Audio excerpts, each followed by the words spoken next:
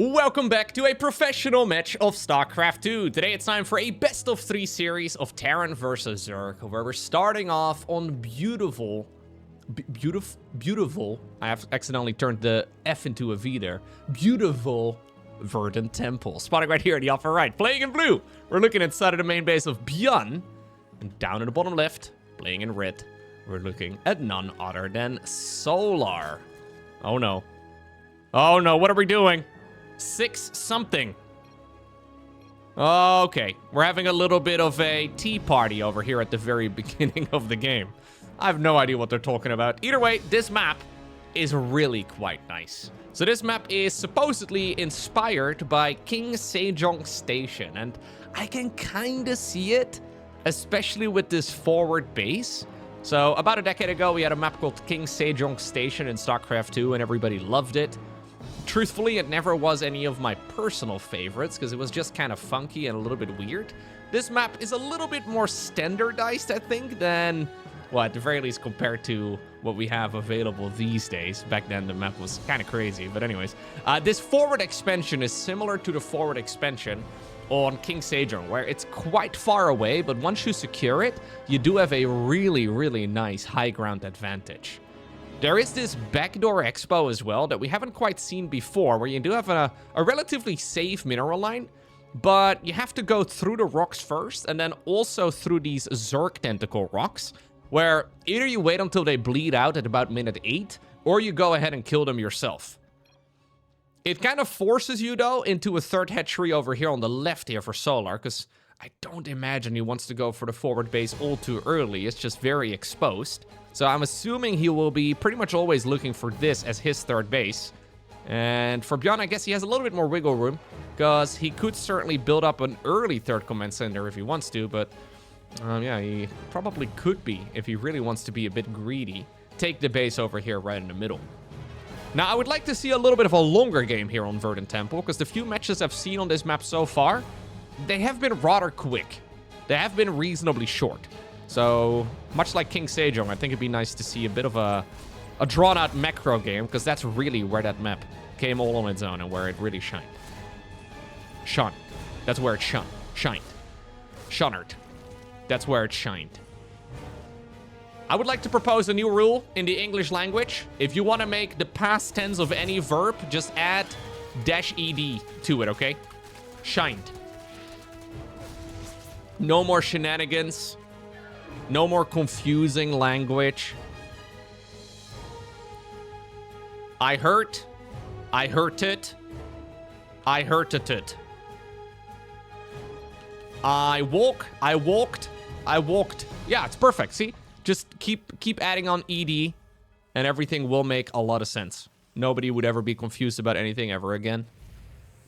I am it. I aimed.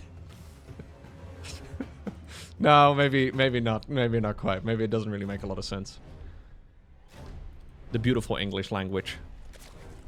Also known as 4 languages in a trench coat, pretending to be one. Alright.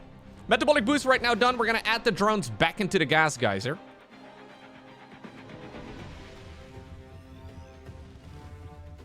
Solar indeed opting to go and take the horizontal base. Horizontal in the sense that it's all on one line. Maybe the vertical base would be better, actually. Normally, the maps are actually very horizontal. Interestingly enough, this is not even really that vertical either. We need new naming schemes for these new maps. Vertical-ish. The vertical-ish base expansion layout. You love to see it. Third base in the meantime, though, already done right here for ByuN. And while he's not likely to immediately send it down to a fresh mineral line, I think when he is ready, he will be opting to go for the one here as well, mirrored to the other side of the map. So this is kind of funky, right? Like, technically, Verdant Temple, so we do have a little bit of an attempted push. Nice block by Solar. Technically, Verdant Temple has 3 different third base options, but realistically, there's really only 1. So both sides of the map technically have 3, but I think you really only are looking at this as a serious contender, as indeed ByuN is now also taking it. Similar to Winter Madness, which is a map in the current map pool, You technically also have 3 different options, but really only one feels like a viable choice. +1 armor here, together with +1 melee for Solar. Stimpack just about done for ByuN. He's going to use this base indeed pretty early now to land it over at that newly available mineral line. And I think we're going to be pumping out the double upgrades here soon. Yep, +1 armor, as is typical for ByuN. Accidentally started up the +1 infantry attacks in that same engineering bay as well for just a moment, but he noticed in time, luckily. That's actually a mistake we don't really see very much anymore these days. So back in the day, it was like, this was one of the most common mistakes that we used to see in early Wings of Liberty pro gaming, where players would make either like 2 forges or 2 engineering bays and then 2 evo chambers, but they would accidentally queue up both of the upgrades in one of the structures. And it's such an easy mistake to make. Like, it still happens a ton in viewer games. Whenever I cast those, like, we see it frequently. But luckily for us, it doesn't really happen in pro games anymore, because it basically just, well, makes the entire game a bit of a disaster. I guess it's mostly because the early games are so tight nowadays that having a bunch of resources tied up in something and it not immediately working out in your favor, and I guess players are just quicker, so they're more likely to catch those mistakes, but we just don't really see it much anymore, which is really nice. It's actually been years since I've accidentally seen a player queue up 2 upgrades by accident, right? I mean, you can still do it on purpose, but going for double upgrades in a single NG bay, not really something we see anymore. Okay, it's going to be Hydroling Bane here in the mid-game for Solar. Hatchery over here on the left, though, is in a bit of trouble. These Marines don't yet have any attack upgrades yet, so you can tell that their upgrades are really important, but I think he's going to be able to get it. Okay. Picks up. Kills the hatch. Instant rebuild here from Solar. 8 Marines for a base. Not a bad trade, though. Maybe resource-wise, it is questionable, but time-wise, it's really efficient, because there's a lot of lost mining over here now, too. And this is going to force Solar to double expand, so Solar takes the base over here in the middle, too. He is very quickly, though. Yeah, going to be spreading creep around. Now, in case you're wondering, the tentacle rocks actually stop bleeding out when they are connected to creep. Not really very useful most of the time, but I guess Solar is going to be working on these rocks first, and he already has these Zerglings shift queued as well towards the Zergy rocks. Only Zergs are able to prevent the bleed out. Infestation pit coming up here for Solar. 2-2 already fired up for ByuN. You know what? I may be getting my wish here, because this is looking like both players really are just aiming to play the macro game. The little Hellion group from earlier, together with that Scouting Reaper. It looks like, indeed, the elderly here of the Terran Dominion are going to make room for the new recruits. Second factory is done. 4th command center, about halfway finished. And I'm assuming we're going to be seeing barracks 6, 7, and 8 right here. Right here. Yeah, ByuN doesn't really care so much about his base layouts. He doesn't really take as much care as, for example, Maru. I feel like Maru would always be building these additional... Oh, no!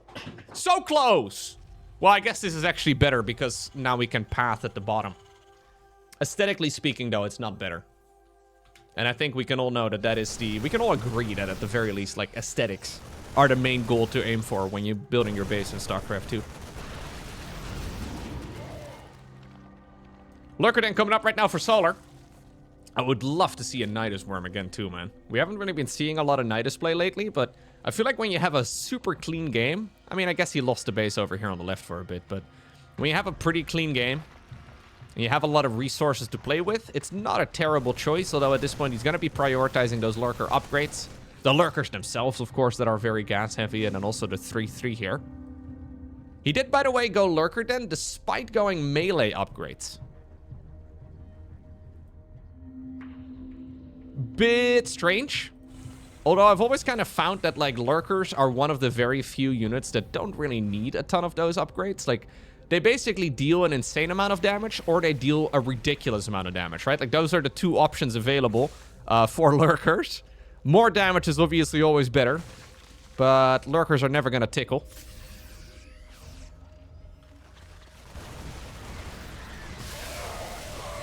Solar actually wants to trade out some supply here, and you know what? He may be able to trade out some supply and then some.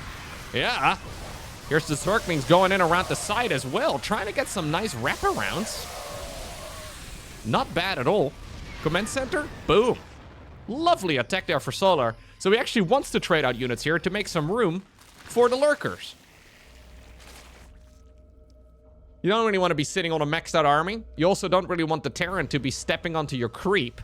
Speaking of the creep, by the way, Solar is popping off. He's already successfully gooped up about, well, let's say like 3/4 or so of the map at this point. Maybe a little bit less. But a very substantial amount of the Verdant Temple is no longer very verdant.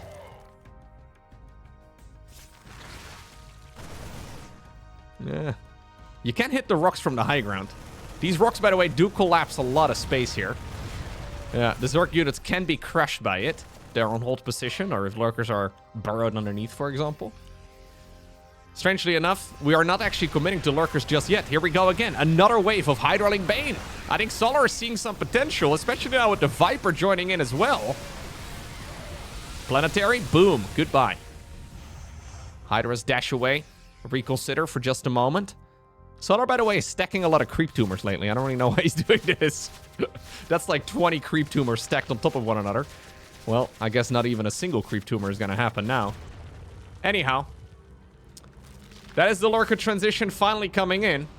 And even though ByuN has been having a pretty nice game across the board, Solar is looking incredibly dominant. Now we're going into the Nidus Worm. Okay. Spreading the love of the Zerg. New command centers being added on here for ByuN. ByuN is gonna try and see if he hunts down another base. He will accidentally stumble upon the hatchery here that he didn't even know was there. But that's a nice enough kill. The problem is, though, that even just killing this base is almost meaningless. Because Solar has so many to work with. Like, Solar already has more mineral fields than he needs. We're gonna scan against lurkers. Okay, fair. We should probably recycle or reposition those drones towards, I don't know, for example, this mineral line. Yeah. Seems like that's where he indeed is sending it. Oh. Intercepted. Yeah, Solar's playing some solid StarCraft. But ByuN is very good at turtling these days. Like, I feel like this was always ByuN's weakest part. Like, ByuN was a very momentum-heavy player, right? Like, that's how he always approached StarCraft.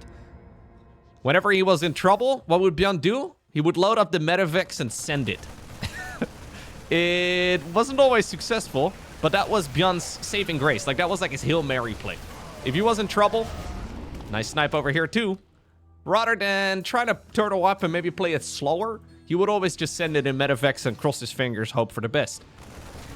These days, though, since the meta has changed quite a lot over the years, he has become very good at this much more slow-paced type of game.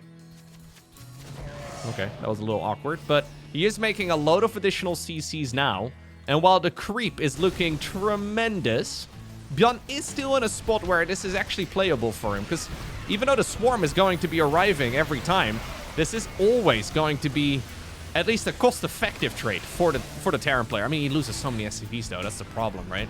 Like, Solar basically is... He's effectively, like, digging a moat. A moat of creep around his opponent's base, cutting off any potential supply lines, and effectively, like, bleeding out this Terran player over the course of, like, 25 minutes. I guess that's the plan. Sending in a Nidus Worm here as well in the back. Yeah, another Nidus Worm now a little bit further up north. Here's the Hydras moving in once more. And while, again, right, this might not be cost-effective, there's just so much Zerg. There's just so much mining. Brenda, where are you going? All right. Brenda's old and senile. Don't mind her. Back before the Brood Wars, we could fly. Sure. Sure, Brenda. Let's get you back to your hatchery now. All right. Anyways, we've got the Nidus Worm going up in the back. And, well, ByuN is happy here playing Nidus Worm Whack-A-Mole. He doesn't have a lot of bases. Like, he has a lot of command centers, but not a whole lot of mining. He's starting up the transition towards some, like, late-game ghost mech type of transitions, right? But Solar is just sending it to boys. Solar is gobbling up the entirety of the Verdant Temple. Here comes the Viper yet again. Blinding Clouds once more. That's a lot of siege tanks reduced to just one range. And this is the Zerg dream right here. This is what Zerg players, when they close their eyes at night, this is what they believe in. Banelings crashing into mineral lines, lurkers destroying marine groups, Nidus worms going all the way around, and just infinite macro. Immediate max outs yet again. But if we look at the resources lost, yeah, Terran has lost substantially less. Another siege tank will die.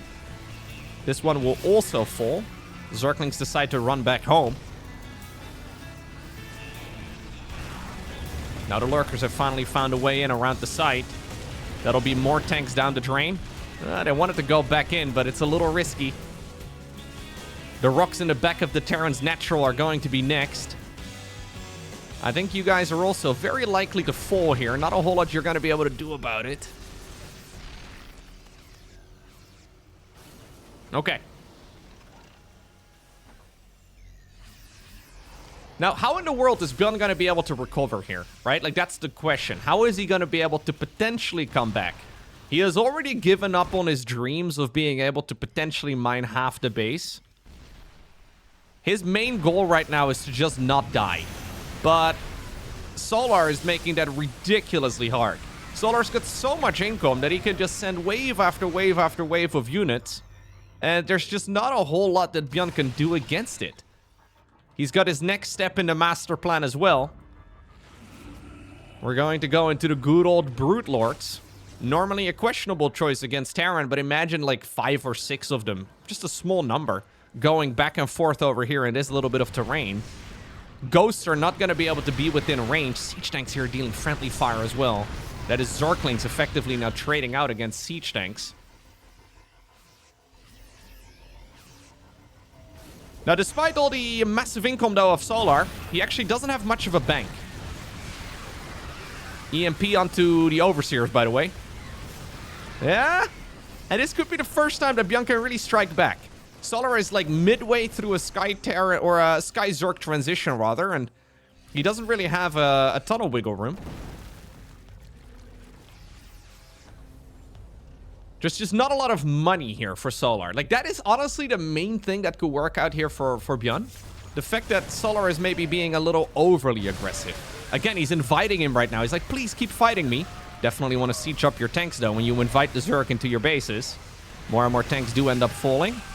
That was a suboptimal fight. Hydras try to see if they can maybe stutter step an orbital command to death. Not going to happen. Another hatchery gets taken on the far right on the map, too. Overseer snaps around, and I guess he would love to maybe provide a little bit of vision here for another network. But it's important here for Solar to not be too frivolous with his spending. Like, this is still a Terran with 7 orbital commands. If ByuN can take another mineral line, he will be able to mine it out very quickly. But Solar, man, he is not letting his foot off the gas at all. Good EMPs right there from the Terran, though, getting rid of most of the spellcasters. Although the parasitic bomb gets used, great splitty there from ByuN.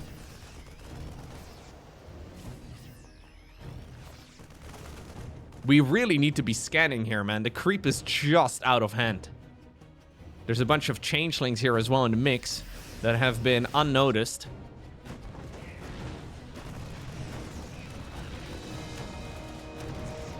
Yeah, monstrous game here by Solar.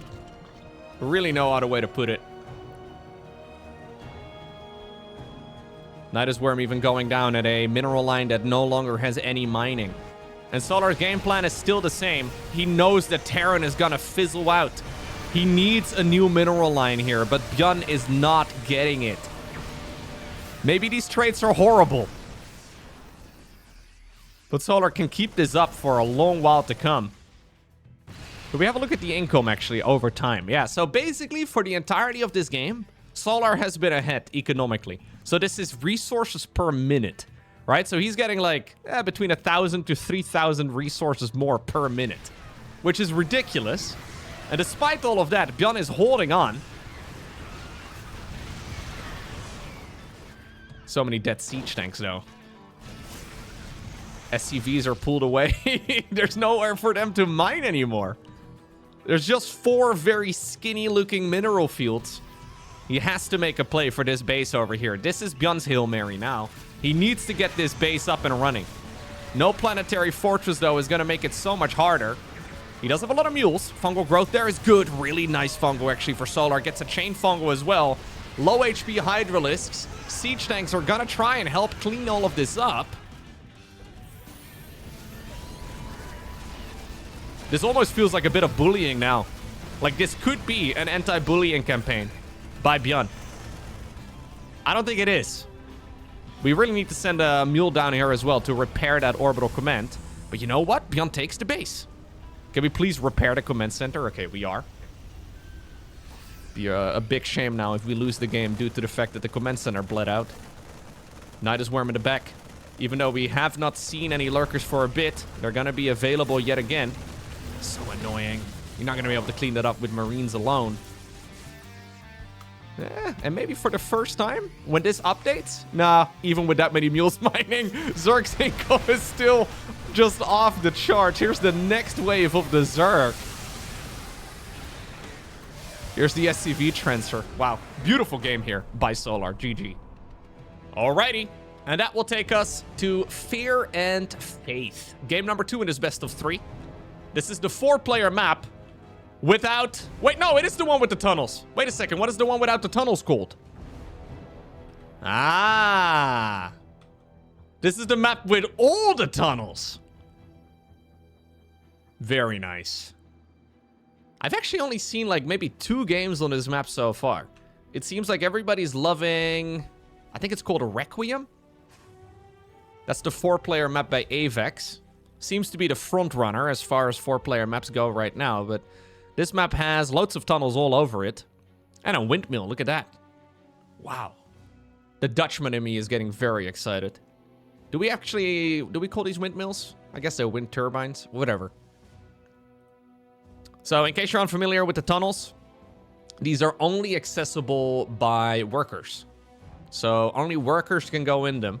And since this is a map with 4 spawn locations, you can very easily scout out your opponent with them. But there's no denying that, well, at least in the games I've seen so far, the pro players are ignoring them entirely. Yeah. A little sad.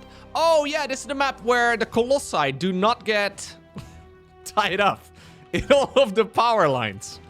I was a little disappointed to find out, man. I cast like a really long PVT on this map. Well, maybe it wasn't that long. I don't remember. Anyways, yeah, for some reason, all these street signs and all the power lines and all that, the Colossi just glitched straight through them. I know. Very unlucky. I feel like, and maybe the Terrans and the Zergs will agree with me, but I feel like if you walk a Colossus through an overhang like this, it should just get its head chopped off and it should insta-die. Hey! What? Go! Okay, never mind. I'll take it all back. Woo! I mean, it is kind of beautiful. You get to look down at Rob's gun shop right over there. It's a very international city, apparently. Fear and Faith.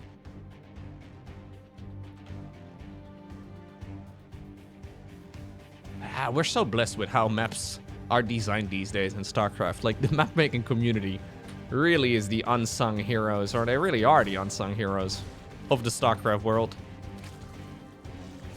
Such a beauty. Really beautiful. I just feel like the Colossi should get their heads chopped off. But that's the, you know, is that really too much to ask? New Yang City, OMG, OMG, barbecue. Okay. Yeah. You know, I've recently come across the term millennial cringe. I feel like OMG, OMG, barbecue is, anyways. It's a double gas opener here, actually, from ByuN. So delaying the 3rd command center for a while. In favor of additional unit production here early. Solar's going to try and scout it out, and he will scout it out. Yep. Even though the Overlord... Oh! He decides to back up. Really? He cares about this Overlord more than I would have. He wants to go back up to the Pervert Pillar. So he can creep on the Terran base for a little bit longer. But knowing that this is not a triple CC opener, I think would have been very worthwhile.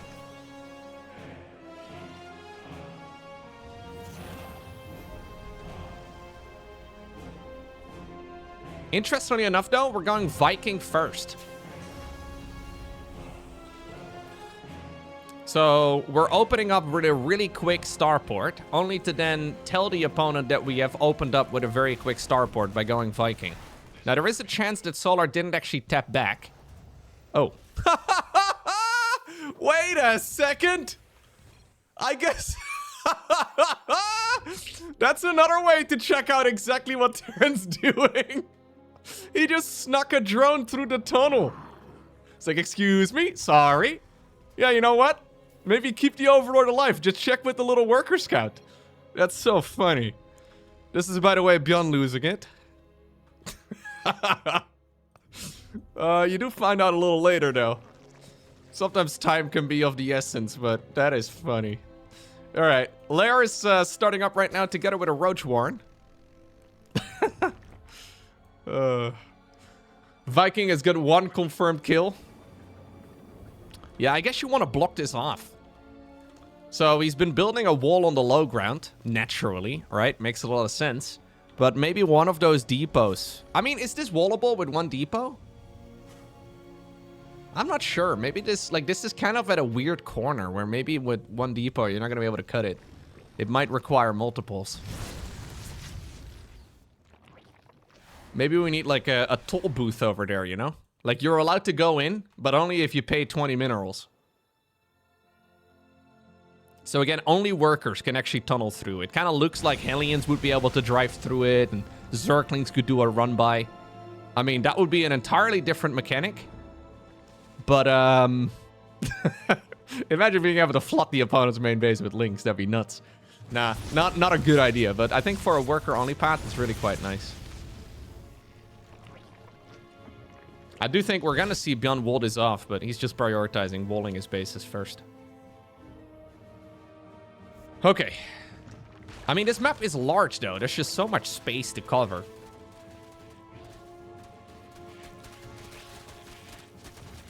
Man, we've had so many different alphabets on one map. So international. The Viking has cleared a way for this little dropship push to go in.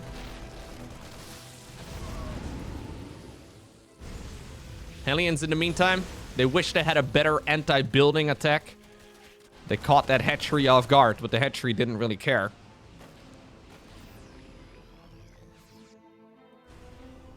Overseer Scout goes in. Solar will get confirmation right now that this is not going to be like a weird mech transition or anything along those lines. This is just a good old bio follow-up.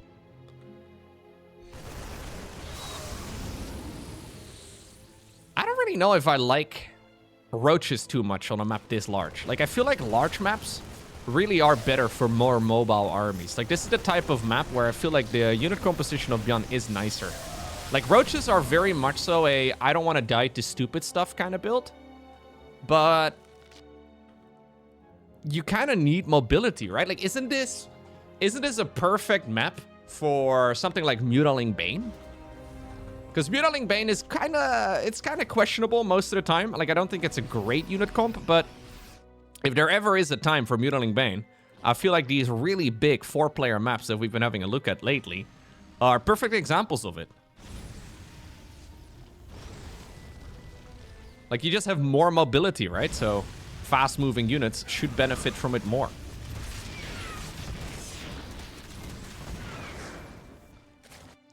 I would imagine we're going to be going into Ultras yet again. Especially now with the +1 melee started up after the +1 missile. Solar is effectively trying to, again, be a bit of a punching bag here, while slowly transitioning away from those roaches, replacing them with Ultralisks and Banelings eventually.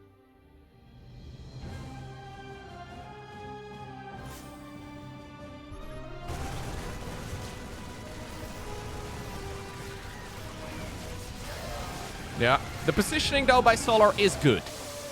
Like, that's the main deficit when you're playing... Like, when you're playing roaches and you're not in the right position, suddenly your army just takes a while to get across. You have to be in the right position against these dropships before the drops actually arrive.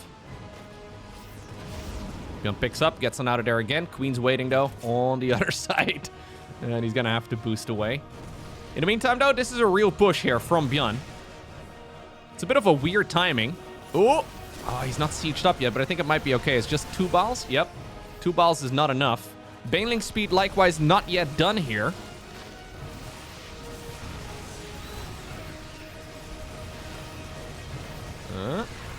Great siege tank positioning, man. He's going to be able to kill one of the tanks now, but this has still been extremely nice. Medevac drop is also just keeping a large chunk of the roach supply here occupied. There will be a big power spike, though, for Zerg in a minute or two. When Ultras are out and they have chitinous plating and all the rest of it. But ByuN's plan right now is to deal as much damage in the interim.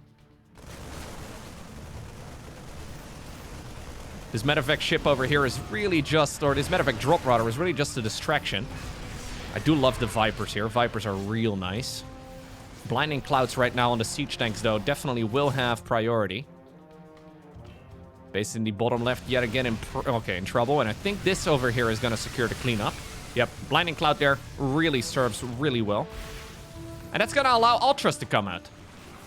Solar forced to play defensively for a while. But it may work out perfectly for him here. The creep spread, not nearly as scary as it was in the previous game. But maybe also just because the map is like twice as big. Like there's just way more, there's way more surface area to cover.